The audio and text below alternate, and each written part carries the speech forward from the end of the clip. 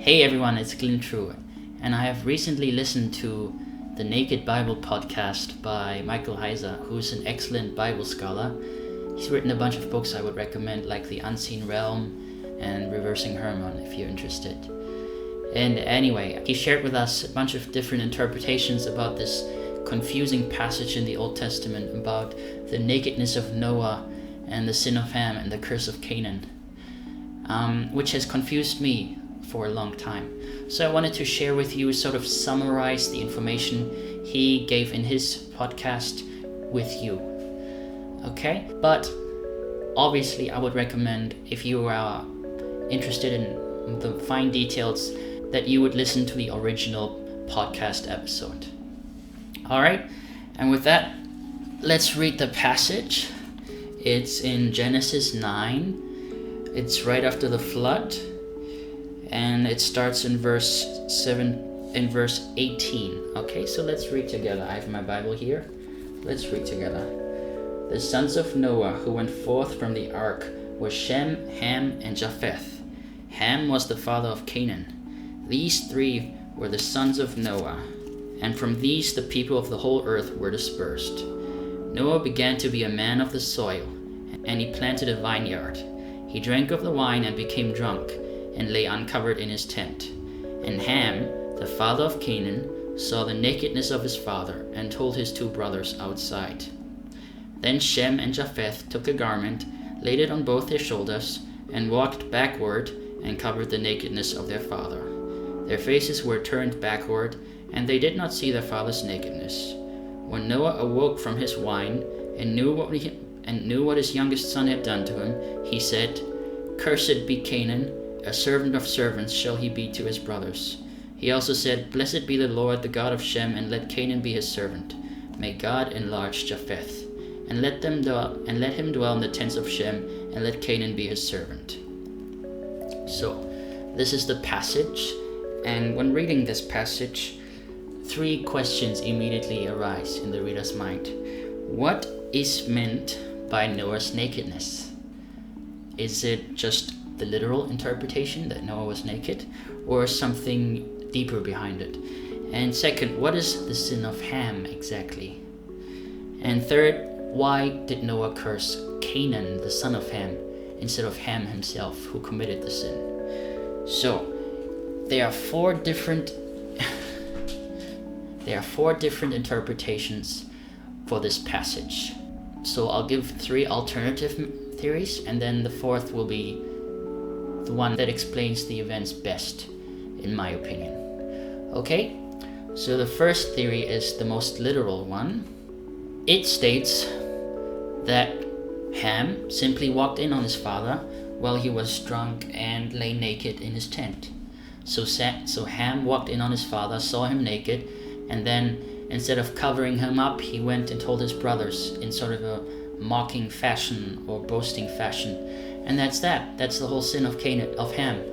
So this is also the most popular theory nowadays, but it doesn't deal with why Noah cursed Canaan instead of Ham.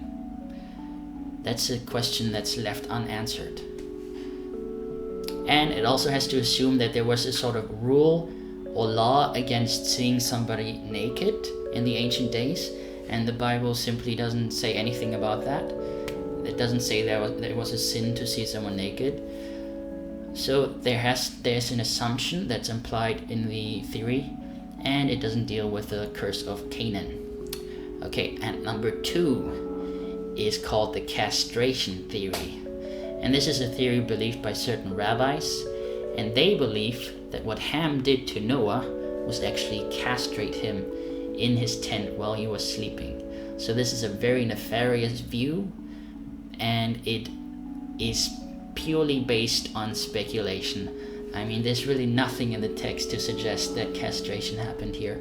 So this is a classic case of eisegesis, reading into the text what's not there, and not many people hold to this view.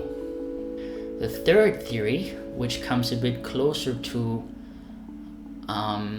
exegesis, to an exegetical interpretation, is called the paternal incest theory.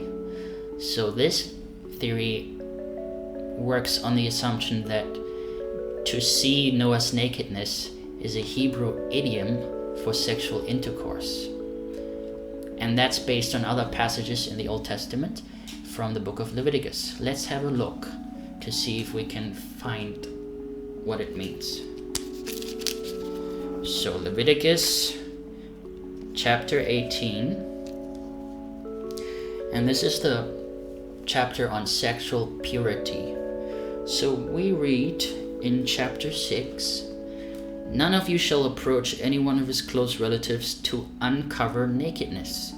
I am the Lord. You shall not uncover the nakedness of your father, which is the nakedness of your mother. She is your mother. You shall not uncover her nakedness. You shall not uncover the nakedness of your father's wife. It is your father's nakedness. You shall not uncover the nakedness of your sister, your father's daughter, or your mother's daughter, whether brought up in the family or in another home. You shall not uncover the nakedness of your son's daughter or the daughter's daughter, for their nakedness is your own nakedness." So, here we have clear reference to the Hebrew idiom of to uncover nakedness. This is a clear Hebrew idiom which means sexual intercourse. So whenever the Bible says he uncovered her nakedness or something like that, it's a Hebrew idiom for sexual intercourse, a euphemism, if you will. Okay, but what does uncover have to do with the passage we just read in Genesis 9? Well, we can see that to uncover and to see someone's nakedness is used in parallelism in another passage. Let's go to Leviticus chapter 20, verse 17. And we read, "If a man takes his sister, a daughter of his father, or a daughter of his mother, and sees her nakedness, and she sees his nakedness, it is a disgrace, and they shall be cut off in the sight of the children of their people. He has uncovered his sister's nakedness, and he shall bear his iniquity." So here we have uncover nakedness and to see nakedness in the same context. Scholars believe they are two different idioms with the same meaning. And I would tend to agree with him, and so would Michael Heiser. So, going back to Genesis chapter 9, if that's the case, if to see someone's nakedness means sexual intercourse, then that would mean Ham committed paternal incest with his father Noah for whatever reason, perhaps to humiliate him or whatever, and then he afterwards boasted about it to his brothers. This theory is believed by certain Bible scholars like Dr. Robert A.J. Gagnon, who wrote the book The Bible and Homosexuality, a well-researched book, but this theory is missing a crucial point that is revealed in Leviticus chapter 18. What is meant by to see the father's nakedness? What is his father's nakedness? To find out, let's go back to Leviticus chapter 18, verses 6 to 7.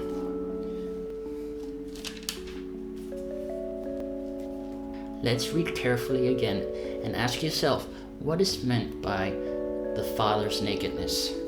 "None of you shall approach any one of his close relatives to uncover nakedness. I am the Lord. You shall not uncover the nakedness of your father, which is the nakedness of your mother. She is your mother. You shall not uncover her nakedness. You shall not uncover the nakedness of your father's wife. It is your father's nakedness." So what is the father's nakedness? It is his wife. And now we get a clearer picture of Genesis 9. What Ham did was not paternal incest, but maternal incest. And so this is the fourth interpretation, and there's a sort of background to this theory. So imagine this. Ham wanted to engage in a seed war with his father Noah. He wanted to raise his own offspring, which would compete with Noah's offspring. He wanted his son to be the leader of the new tribe. He wanted to usurp the power of his father, in a way, to humiliate his father, to take leadership of the tribe, and thereby he went into his father's wife, which was his own mother. And we have other examples of this in the Bible. We all remember the story of David and Absalom, his son. Absalom even managed to drive David out of Jerusalem, and once he did so, he openly slept with his father's concubines that David left behind in Jerusalem as an act of open rebellion and a claim to the throne. That's how it was done in the ancient world. Additionally, this interpretation is the only one that makes sense of the curse of Canaan.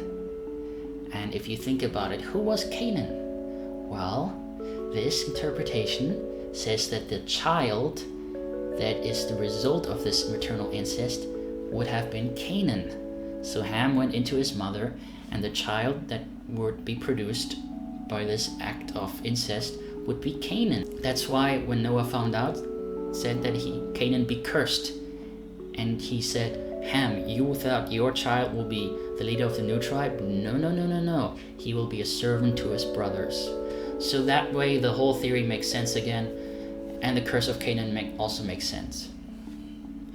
Obviously, this interpretation works on the assumption that the narrator may have skipped a bit of time during 2 verses, the time needed for the child to be born, because how could Noah curse the child that wasn't even born yet? And when Noah found out that it wasn't his child, he cursed the child, and because of what Ham had done. So yes, there are some threads left unanswered, but Michael Heiser believes this theory explains the events best, and I would agree with him. I hope this video helped you make sense of this confusing passage in the Old Testament. Thank you for watching. Goodbye.